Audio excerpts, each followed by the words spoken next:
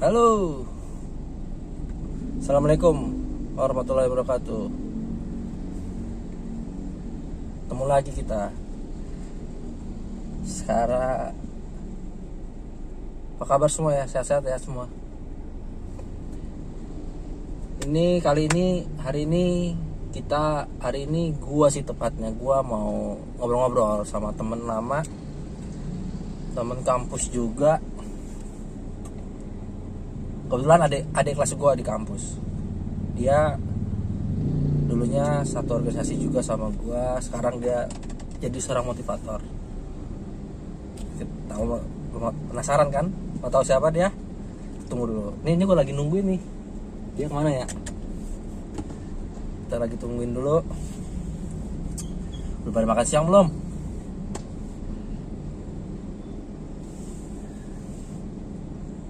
Jangan lupa pada makan siang dulu biar mantap ya, biar nggak goyang. Kalau lagi hujan-hujan nih, ini hari ini hujan banget nih, dari tadi pagi hujan terus pokoknya.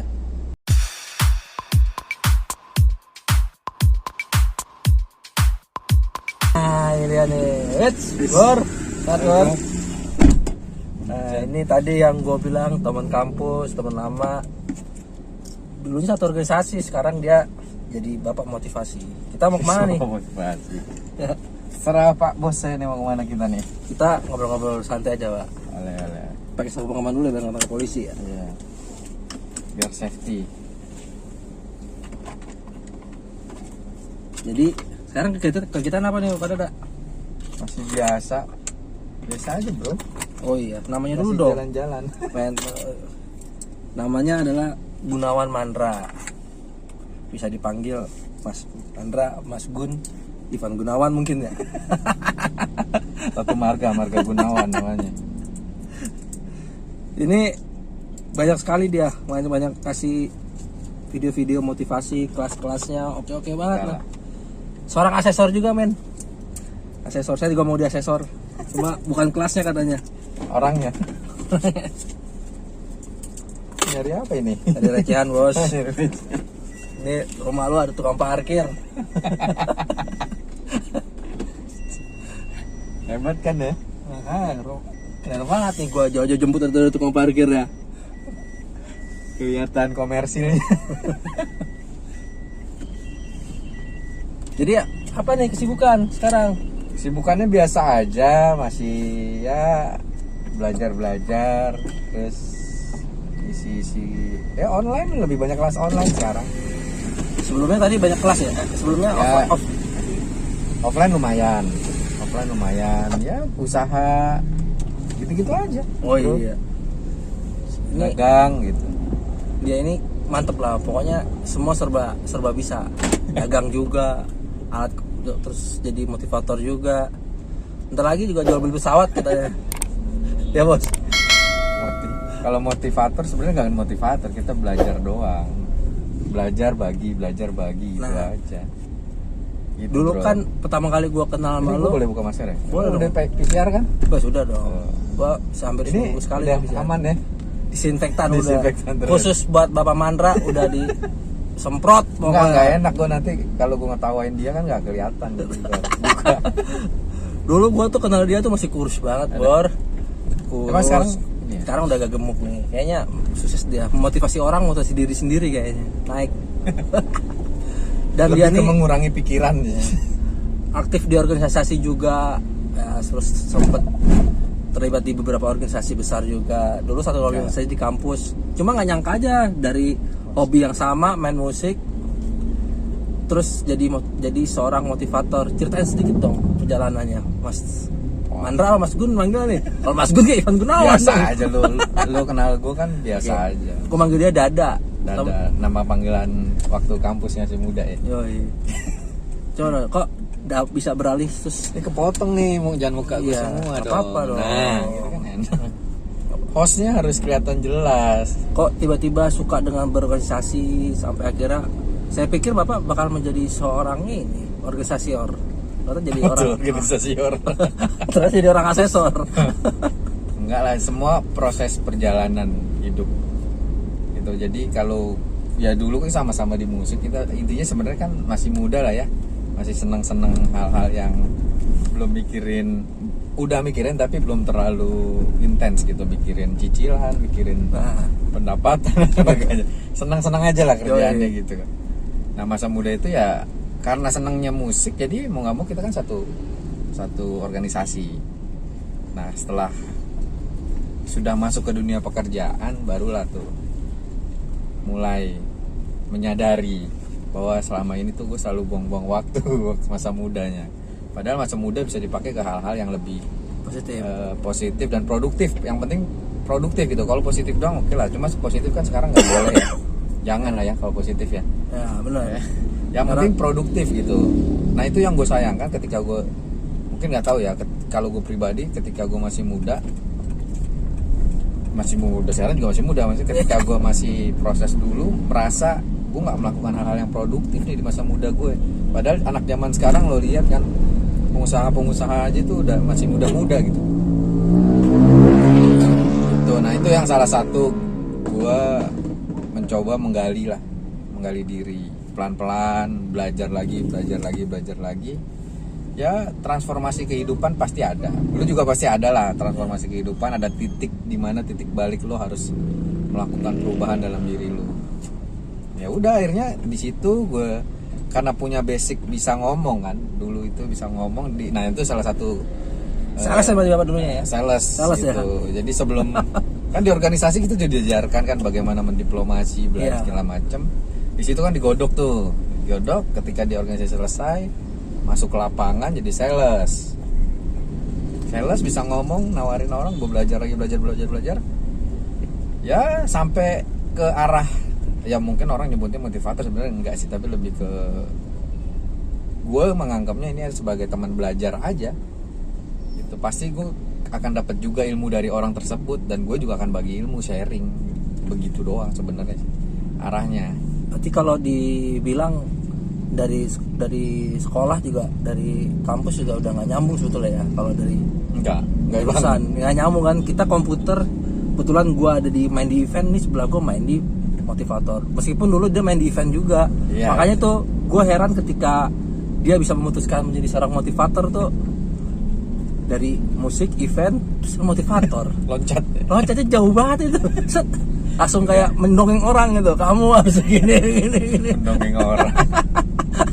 Enggak, jadi kalau gue kan kenapa arah gue orangnya itu perlu sekolah nggak sih waktu itu lu tiba-tiba kok pengen memutuskan, apa karena emang selain dari bakat lu ngomong, apa emang lu punya udahlah gue pengen jadi motivator terus gue sekolah lagi? Jadi setiap orang pasti punya bakat dan punya keunggulan untuk bisa bicara, bisa ngomong. Cuma ngomong yang bisa didengerin kan jarang, bro. Ngomong yang bisa mempengaruhi orang jarang. Ngomong yang bisa menggerakkan hati orang itu yang jarang. Nah ini yang seru nih, ngomong mempengaruhi orang lain. Nah, jarang. Saya belajar dari dia nih caranya nih, masih belum diajarin, sudah ikut kelasnya. Ya, prosesnya perjalanan panjang bro, berapa tahun tuh kan, berarti prosesnya jalan. Jadi pelan-pelan gue tetap belajar sama mentor-mentor yang sudah duluan. Oh begini caranya. Terus untungnya gue masuk circle yang pengen gue cari sebenarnya, pengembangan diri. Tuh, jadi mau nggak mau gue harus mencoba untuk menggali kemampuan gue kan, gue harus coba memberikan juga ke orang lain. Ketika udah bisa memberikan ke orang lain itu bisa bermanfaat dan masuk, artinya apa yang gue pelajarin nggak sia-sia kan. Itu sebenarnya. Nah kalau bicara dari musik, terus dari musik, event ke arah motivasi, sebenarnya life must go on sih kalau gue. Ngalir gitu aja. Jadi gue orangnya lebih melihat sisi peluang dan potensi. Gue nggak ngoyong orang zaman sekarang kan, anak muda zaman sekarang mungkin lebih ke arahnya tren. Wah sekarang lagi ngetren ini nih, gue pengen jadi A gitu ya. Oh sekarang lagi youtuber gitu ya, gue pengen ngetren youtuber A, gue pengen jadi ini A gitu. Jadi kadang kita sering konflik terhadap diri kita sebenarnya. Kalau gue kan melihatnya, ya gue pengen melakukan itu aja. Waktu dari musik, jurusan kita komputer kan jauh. Cuma gue tarik ke belakang, ternyata semua berkaitan. Nyambung ya? Nyambung. Karena pada prinsipnya setiap kita hadir, setiap kita lahir di dunia ini pasti ada tujuan mulia di belakangnya. Dan dalam prosesnya itu pasti nyambung, nggak mungkin ada yang berbeda, lompat gitu nggak mungkin. Mungkin nyambungnya di komunikasi. Karena semua itu butuh komunikasi. Benar. Ketika komputer gue masuk nih, gue belajar analisa, gue belajar tentang sistem, proses dari input, proses ke output gitu ya. Nah, masuk ke event, gue juga akhirnya sistem ini kan kepake, analisa gue kepake. Di event, gue harus buat bagaimana persiapannya, nanti prosesnya seperti apa, outputnya apa yang dibutuhkan, kan nyambungnya ke situ. Ketika masuk situ, langsung larilah gue ke komunikasi. Arahnya komunikasi bagaimana setiap orang itu pasti punya proses hidup itu pasti punya awal itu pasti ada akhirnya. Outputnya apa itu kalau gue. Nah, jadi semuanya berkesinambungan dan gak ada yang sia-sia kalau menurut gue ya. Keren lah, pokoknya nih orang semuanya ada semua lintas. Kalau bis malam ada semua dah. Tos serba. Dari pengusaha, organisasi, sampai dari yang kecil sampai yang gede, LSM mungkin ikut juga deh. Gerakan pemuda banyak banget lah pokoknya. Salut gua. Ya karena kan pengen. Bahkan sampai dia jadi sabar lu, pas saat lu jadi motivator ya. Ketika kita event terakhir bareng di Natuna tuh ya.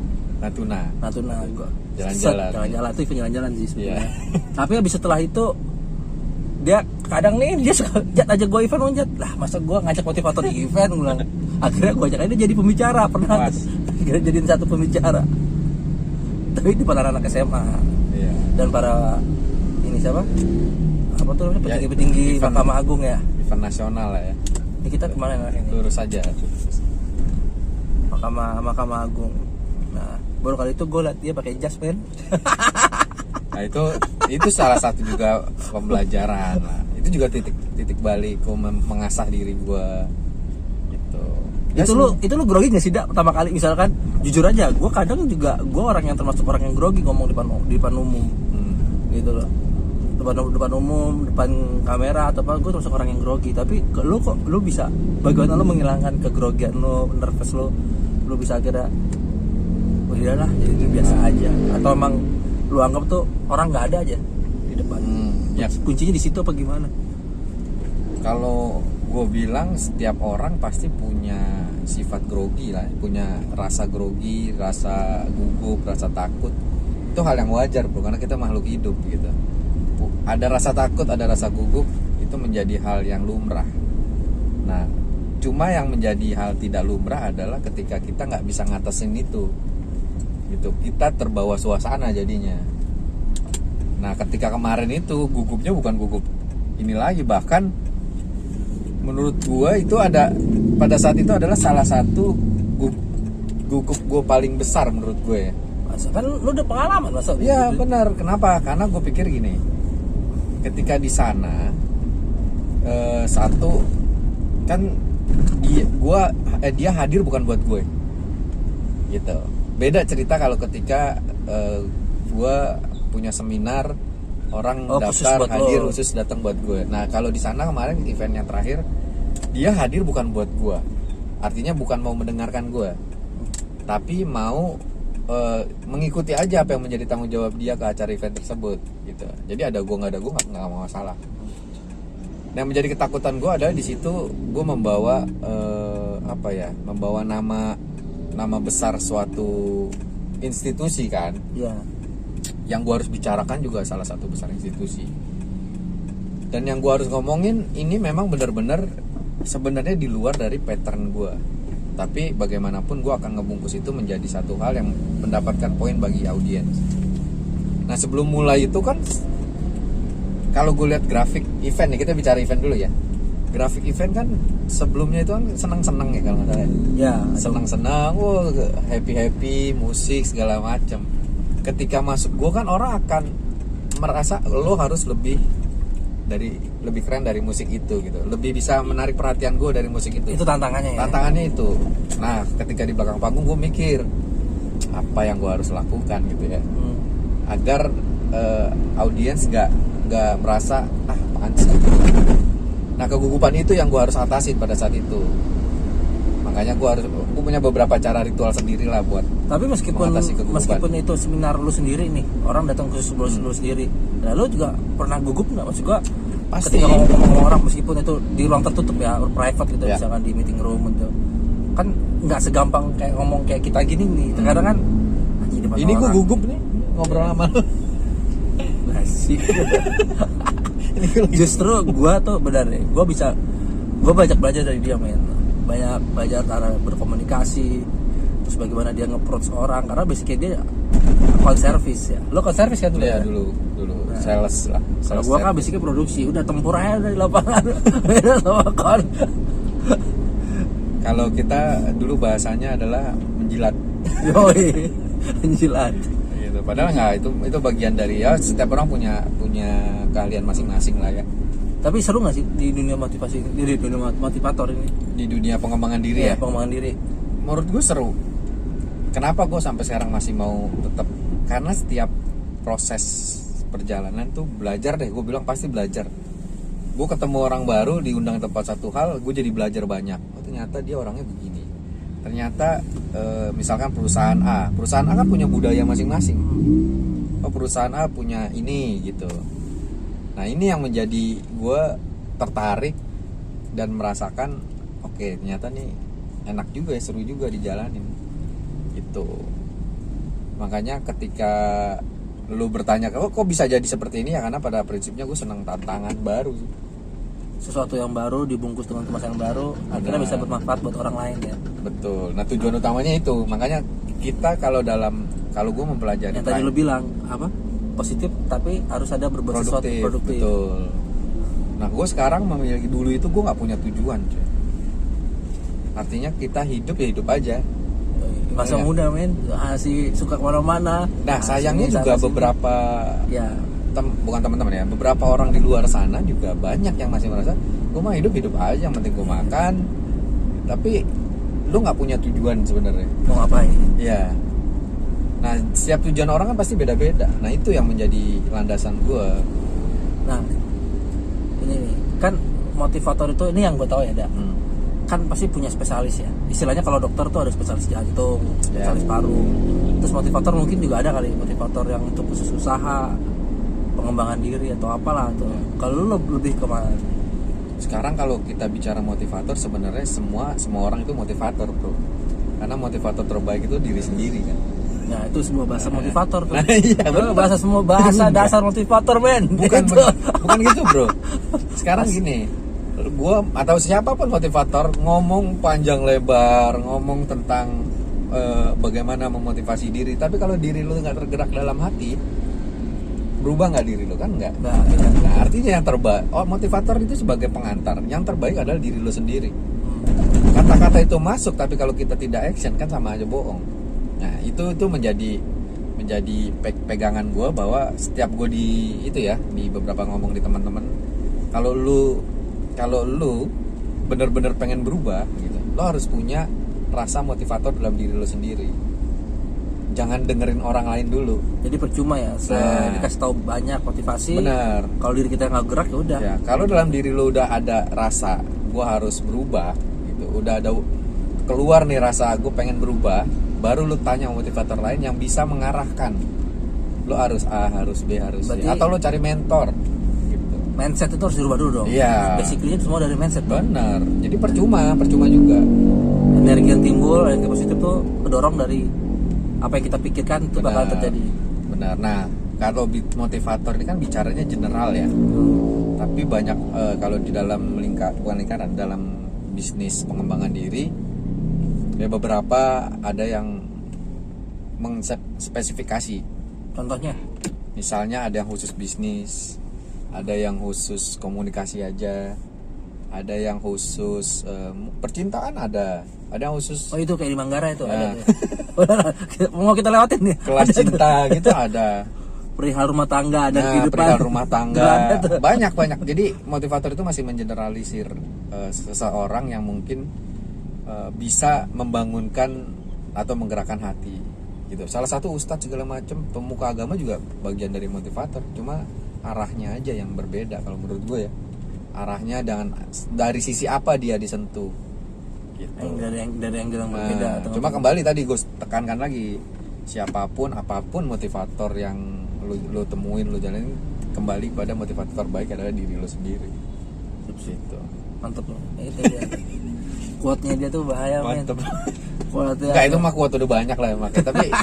Tapi gue langsung menerjemahkan dalam diri gue, iya bener juga. Iya bener emang. Iya, buat apa? Sekarang Kalau kita- gini, logika sederhana. Kalau lu dengerin kata orang lain, kalau diri lu nggak dengerin, lu nggak akan jalan. Kalau kata orang Jawa, bungen tuo. Nah, dan balik lagi, nggak usah orang lain, orang tua lu aja kadang kalau lu ngomong nggak pernah lu dengerin, Iya. ya kan? Nah, padahal kan kembali lagi hati lu ini sebenarnya Cocok nggak? siapa yang Siapa? menggerakkan? Kalau bukan kita bicara agama adalah Tuhan atau Allah Subhanahu Wa Taala, dan juga balik lagi ke diri lu mau gerakan hati lu nggak? Link tekad dulu, kemauan.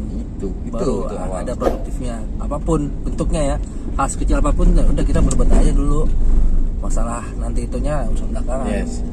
Nah, sekarang ini yang gua kan suka ngobrol sama lu nih. Kan sekarang lu lagi kayaknya menurut gua asik nih kayak lu belajar kayak apa? Hipnoterapi. Oke. Nah, itu apaan sih, Dak? Coba boleh kasih tau nggak sih gua? Kayak apakah sama kayak siapa tuh yang pesulap tuh Romi Nah, Rafael? TV gitu ya. Ya, apa orang Nggak usah sebut merek di TV-TV ya, Bang. nggak boleh ngomong brand, nggak disponsorin Nggak soalnya. disponsorin. Seseorang ditepuk ini tuh langsung kayak orang, apakah itu sama kayak begitu atau emang itu ada pembelajarannya? Iya. Atau itu sebagai medicine alias sebagai buat obat untuk ngilangin tadinya dia takut sesuatu atau apa? Nah iya kayak di TV itulah yang acara komedi. Seru komedi. Ya, nah itulah stigma apa maksudnya, bukan stigma, paradigma orang terkait dengan kayak itu kan memang kita ini dari dulu disajikan oleh media. Media menjadi penentu persepsi orang gitu. Nah, jadi sebenarnya yang gue pelajarin ini ilmu sebenarnya udah lama banget. Dulu gue juga berpikir ilmu apa sih ini gitu ya. Jadi ketika ini keilmuan yang memang ilmiah yang sudah ada dari tahun-tahun jebot lah gitu ya, tahun-tahun lama. Sebenarnya namanya hipnoterapi itu teknik pengobatan orang, maksudnya pengobatan, proses penyembuhan melalui keilmuan namanya hipnosis gitu. Nah, jadi hipnosis ini adalah bagaimana kita bagaimana sebagai tools untuk bagaimana kita bisa masuk dalam pikiran orang lain melalui komunikasi kita. Gitu. Nah, kalau lo tanya tadi bisa ditepuk langsung pingsan gitu ya. Nah, kenapa dulu zaman penjajahan kita ngelawan Belanda, kenapa nggak gitu aja? Nah itu baru gua mau tanya itu. Kenapa nggak pada tepok-tepok aja pingsan semua kan? Gitu dia maksudnya lo pingsan. Kenapa nggak pakai itu aja gitu? Nah, jadi nggak sesederhana itu, bro. Tapi semuanya ada proses komunikasi, ada proses juga pola berpikir. Nah, itu yang harus didalemin. Nah, kalau seperti TV-TV nggak, kalau secara proses dan teknik benar. Dihitung 1, 2, 3 Anda akan tertidur. Nah, itu benar itu. Kalau 1, 2, 3 gue bilang. Jadi kalau bicara televisi itu benar konsepnya, secara teknisnya.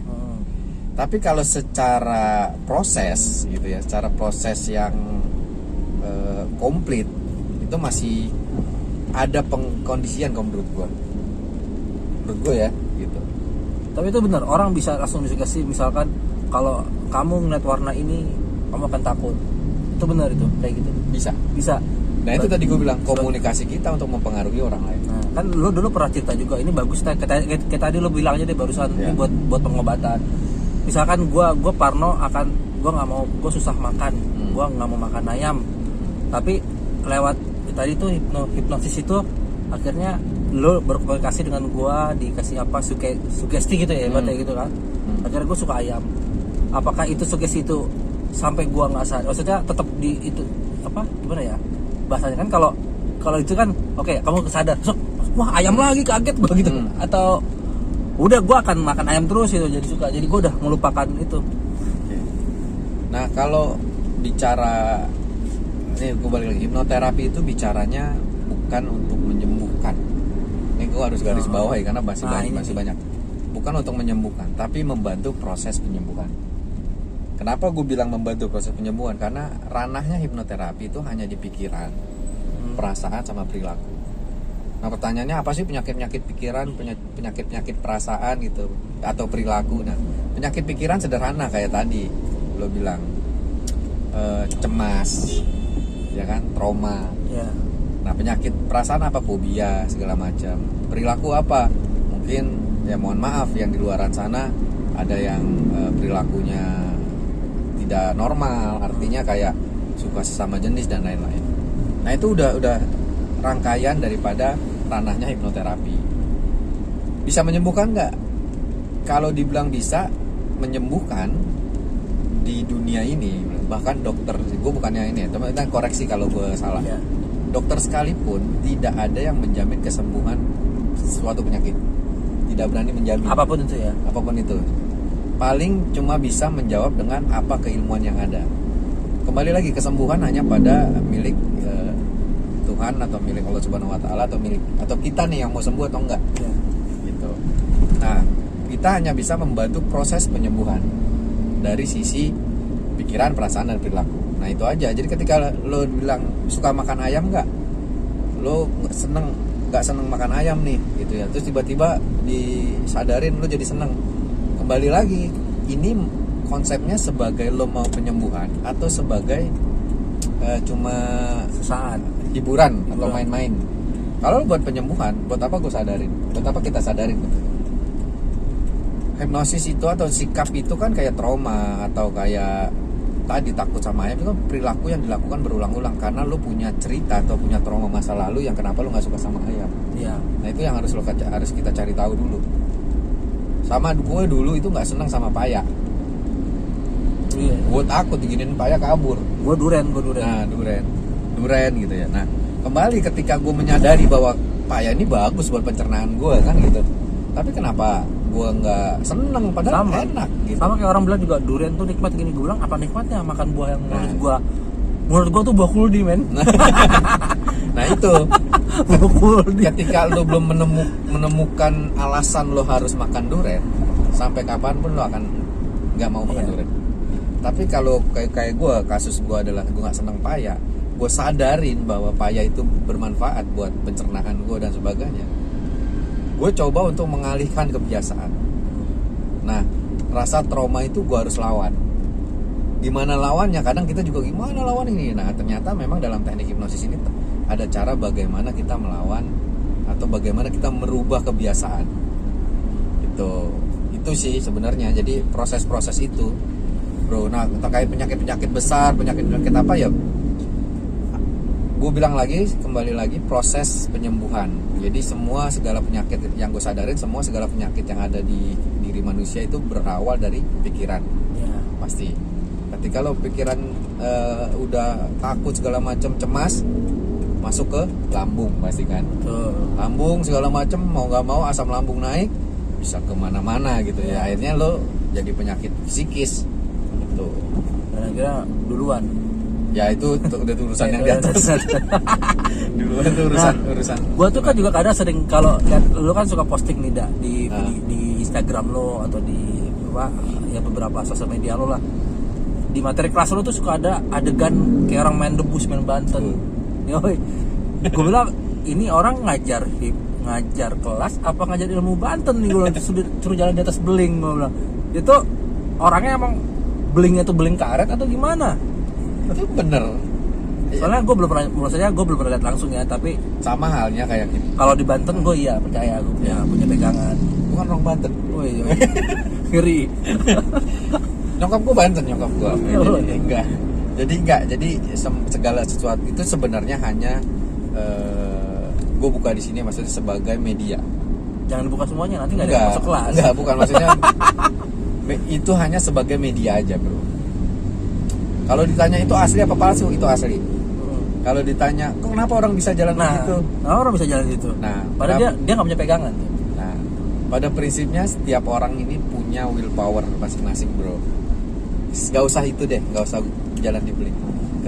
Di seharian kita, lo paling cepet kalau jogging nih, lari berapa kilometer per jam? Paling cepet. Misalkan lo lari nih, paling secepat-cepatnya lo ikut lari maraton atau apa, paling cepet berapa kilometer? Paling berapa? 2 kilo. Maksudnya Kecepatannya? Kecepatannya. 10, 20? Ya sekitar segitu lah. Sekitar 10, 20. Iya. Ketika lo dikejar anjing bisa nggak lebih cepat dari itu? Ya bisa itu. Lah ini kayak prinsip ini. Kenapa harus pakai prinsip dasar? Kalau orang udah kepepet pasti bisa. Nah, itulah willpower seseorang. Jadi kita ini semua punya willpower sendiri, bro. Punya raksasa dalam diri kita. Berarti sama kayak maling ketika dia berkuasa bisa lompatin tembok. Itu dia hebat. Padahal Jadi itu ada willpower ya. ketika disuruh, kita disuruh secara normal Nggak bisa. Nah itulah ketika orang di dalam kelas gua suruh jalan itu pasti takut berdarah. Ya iya pasti berdarah, namanya beling. Cuma lu berani nggak nih melawan ketakutan lu? Tapi itu nggak ada berdarah, itu pakai apa? Nah kan gue bilang tadi, lu kenapa bisa lari cepet tadi? Logiknya gitu aja. Ketika lu dikejar aja, kenapa lu bisa lebih cepet? Lari sih mungkin bisa cepet dah. Iya. Tapi ketika ada tembok mungkin bisa lompat. Ya. Cuma kan dia pas jatuh dia nggak terasa. Ya. Tahu-tahu pas udah sadar, anjing patah kaki gue ternyata. Nah sama Apa aja ini? kayak berdarah. Tiba-tiba kok Jalan berdarah nih? aja. Jalan aja karena lu menghadapi resiko di situ. Nah ini pembelajaran buat ketika belajar bisnis ataupun apapun dah dalam hidup lo, lewat bawah. Dalam hidup lo ketika lo menghadapi satu proses perjalanan, ketika lo dihadapkan dengan tantangan atau hambatan, lo berani hajar nggak? Apa lo mundur? Meskipun kita harus berdarah-berdarah. Walaupun Ya, harus ya, ya. berdarah, resikonya cuma berdarah doang. Hidup itu kan penuh resiko gitu aja kalau gua.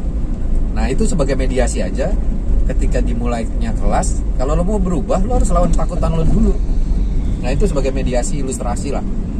Kalau lo ini nggak berani, ya berarti artinya lo kalah sama ketakutan lo. Kalah sama keadaan. Iya. Oh, jadi kuncinya sebetulnya balik lagi semua basicnya pikiran dulu ya. Iya, pikiran.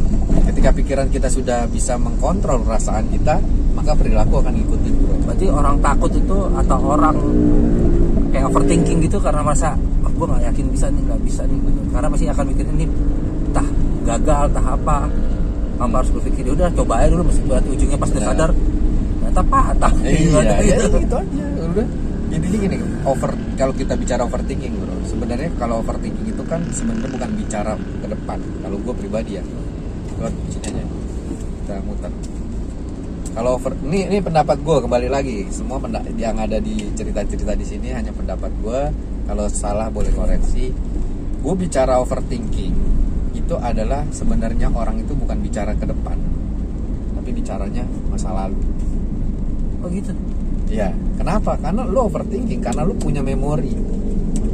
Ketika lo bicara apa overthinking yang menurut lo paling inilah, coba misalkan gue bisnis nih ya, overthinking nih, ntar takut ini gagal terus apa segala macam. Artinya lo pernah merasakan gagal pasti dong.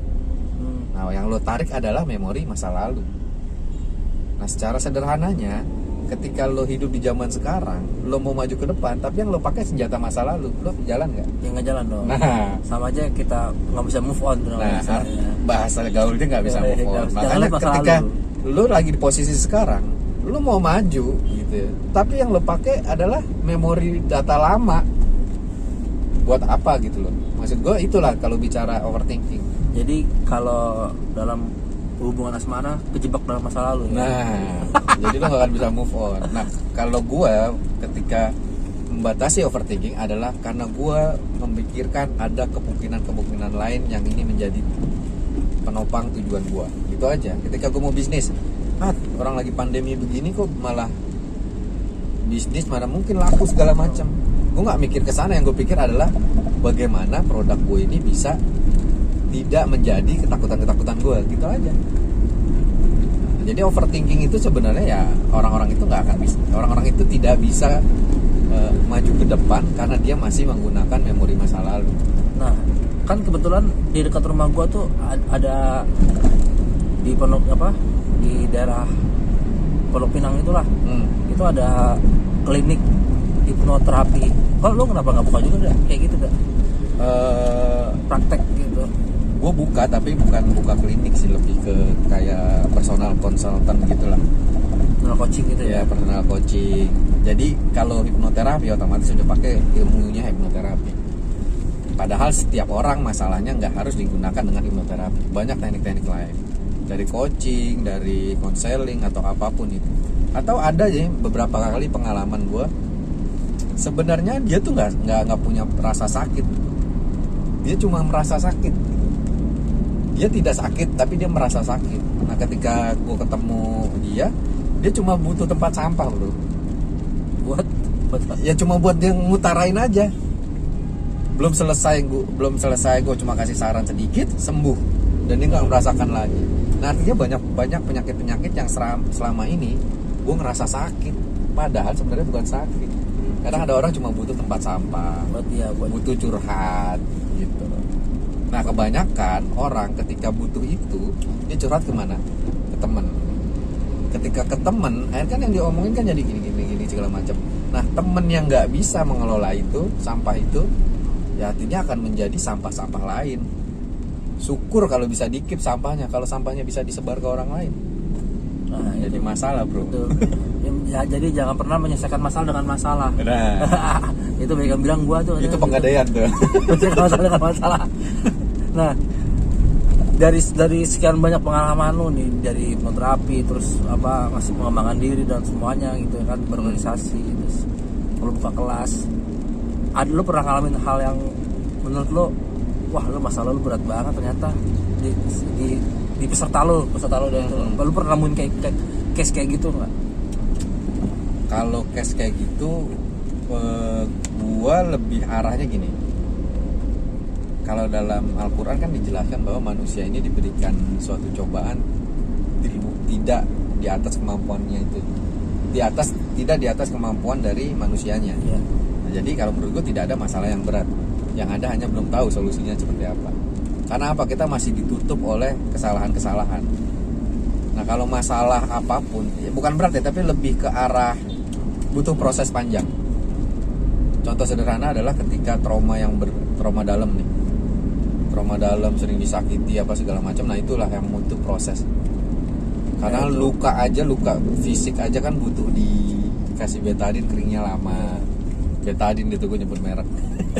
Kasih betadine naik lama lagi nih, gitu. buat betadine naik lagi nih. Itu luka keringnya lama, itu sembuhnya lama. Nah, bagaimana luka dalam itu butuh proses panjang. Nah itu yang bukan berat tapi lebih karena butuh proses yang panjang, butuh pendampingan. Situ. Sebetulnya banyak yang ada diri manusia itu sebetulnya basically itu bisa didalamin lagi, sebetulnya banyak yang bisa digali potensinya karena tergantung manusia masing-masing gitu kan. Benar. Nih masih banyak banget sebetulnya kita bisa ngobrol ini, cuma Mas Dada ini karena waktunya padat banget. Waktunya padat. Iya. Khusus buat mau ada kelas kita ini Mas Jati online. Ini colongan sedikit sebetulnya nih gue culik, kita ngobrol-ngobrol. Nah, satu pertanyaan terakhir nih udah ada. Kan kalau semua yang terjun di dunia bisnis kayak lo gini ya, pasti ujung-ujungnya adalah punya legacy. Nah, legacy yang sekarang lagi pengen lo ciptakan tuh apa sih? Apakah lo pengen bikin buku, atau lo pengen buka atau lo punya ini lo gue punya metode baru atau apa? Legacy buat gue ya, intinya gue secara legacy sih nggak terlalu ini ya. Kalau buat buku gue masih ada beberapa buku yang udah terbit juga, ada yang buku yang lagi dalam proses. Terus kalau legacy secara ini orang akan menilai gue lebih ke arah proses pertemanan sama gue aja. Ketika orang misalkan kayak lo mengingat satu hal, itu pasti lo ingat gue gitu misalnya. Proses itu aja sih gue yang legacy terhadap lingkungan gue itu aja. Contoh kecil dulu ya. Contoh kecil. Tapi kalau intinya gue pengen bermanfaat buat lingkungan gue lah, circle gue dulu. Nah, kalau buku yang udah keluar tadi apa buku apa? Judulnya apa? Ada buku itu Sahabat Bangkit gue bikin. Itu dimana catatan-catatan kecil gue sih buat dari saat gue lagi proses. Ini kayak beda tipis sama catatan si boy. Gitu. Nah sekarang gue lagi coba untuk public speaking, buku khusus public speaking. Ya. Bukan ke public speaking sih, lebih ke adaptive communication lah. Bagaimana lo berkomunikasi secara adaptif terhadap siapapun. Tapi itu ada hipnosisnya juga di situ ada.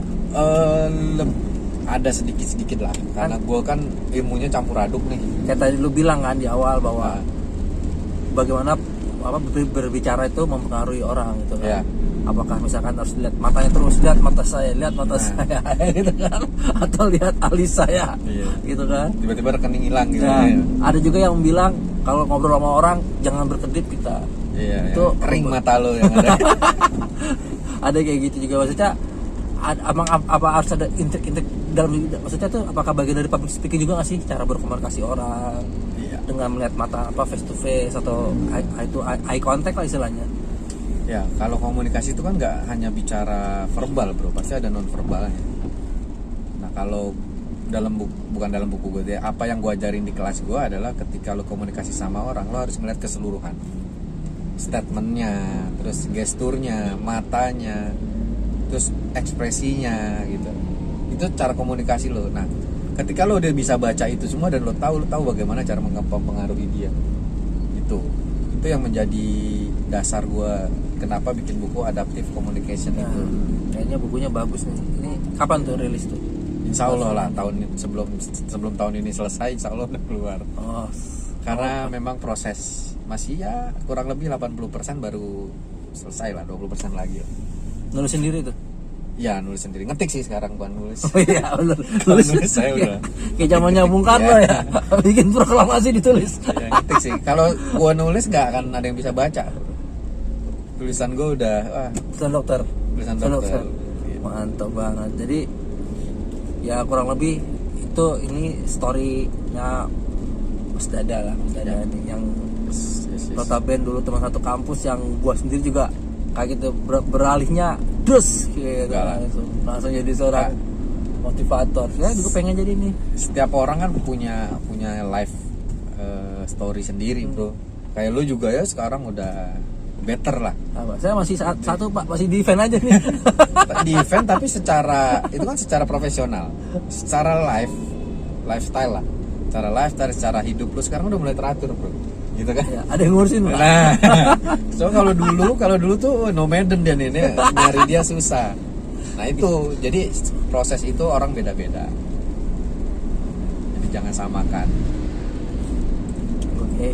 Jadi tujuannya kita kemana nih sekarang? Mas Dada mau turun di mana? Ya nanti aja depan. Turun tengah jalan aja Pak ya? Jalan. Kayak ini. Iya, kayak jadi apa Oke. ya, saya kayak Naik ini Grab, fake Grab nih. fake grab, kayak diculik gue nih. Oke, terima kasih banyak nih Mas Dada waktunya. Gua yang thank you, bro. Penjelasannya ini bermanfaat banget. Semoga ada sisi positifnya. Pokoknya poinnya tetap positif dan produktif. Iya. Bukan positif COVID ya. Ya, Jangan itu. jangan. Kalau positif istri boleh ya. Ya, boleh. Ya benar. Sekarang lagi nunggu nih berdoa. Wah, amin. Semoga ini nanti cepat diberikan. Kira-kira ada satu kata penutup dari Bapak sebagai biar saya juga terinspirasi nih Bapak. Apa ya? Ya kalau buat teman-teman penonton lo apa namanya? Nonton gua siapa Banyak aja. ya, subscribernya banyak nih. Buat teman-teman yang pada intinya gini, kalau tadi sebenarnya udah dijelaskan panjang lebar tadi juga bahwa hidup itu terus akan berlanjut gitu. Hidup akan terus berjalan. Nah, ketika dalam proses berjalan itu lo nggak akan bisa tarik mundur. Maka itu kalau gue bilang jangan pernah sekali-kali menggunakan memori masa lalu lo.